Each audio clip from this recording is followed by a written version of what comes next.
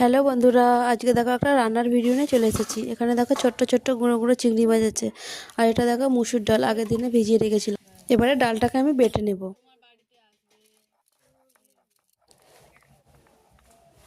ডালটা বাটা হয়ে এসছে দেখো। এবারে আমি চিংড়ি মাছটা বেটে নেব। ওর সঙ্গে দিয়েছিলাম পেঁয়াজ কুচি, একসঙ্গে বেটে নেব। আজকে বানাবো চিংড়ি মাছের বড়ার ঝাল। মুসুর ডাল দিয়ে এটা বানালে খেতে ভালো লাগে, তাই জন্য আমি মুসুর ডাল দিয়েছি। সবগুলো বাটা হয়ে গেছে। এবার ওর মধ্যে লবণ দিলাম, হলুদ আর লঙ্কা গুঁড়ো দিয়ে একসঙ্গে ভালো করে মাখিয়ে নেব। যত বেশি মাখানো হয় তত বড়া খেতে ভালো লাগে। আর এখানে দেখো আমি কড়া বসিয়ে দিয়েছি, দিয়ে এবার ওর মধ্যে সর্ষের তেল দিয়ে দিচ্ছি। তেল গরম হয়ে গেছে। এবারে ছোটো ছোটো বড়ার আকারে তেলের মধ্যে দিয়ে ভেজে নেব।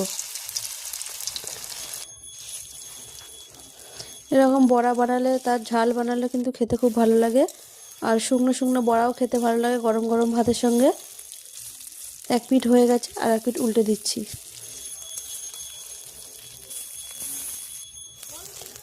দেখো লাল লাল করে ভাজা হয়ে গেছে, এবার তুলে নেব। এখন গন্ধটা খুব ভালো বেরিয়েছে, যেহেতু পেঁয়াজ দেওয়া ছিল। আর দেখো ভাজা হয়ে গেছে সবগুলো বড়া। এবার ওর মধ্যে পেঁয়াজ, আদা, রসুন, টমেটো একসঙ্গে পেস্ট করেছিলাম, সেটা দিয়ে দিলাম।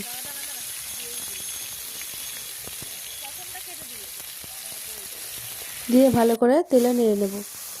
এবারে ওর কাঁচা গন্ধটা চলে গেছে। এবারে ওর মধ্যে লঙ্কা, হলুদ আর গরম মশলা দিয়ে জল দিয়ে দিয়েছিলাম। এবারে ভেজে রাখা বড়াটা দিয়ে দিলাম। একটু ফুটিয়েই নামিয়ে নিয়েছি। দেখো দেখতে কত সুন্দর হয়েছে।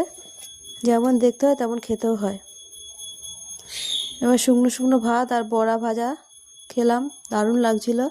এবারে বড়ার ঝাল নিয়ে নিলাম, একটু গ্রেভি নিলাম, নিয়ে মেখে খেলাম। খুবই ভালো লাগছিল।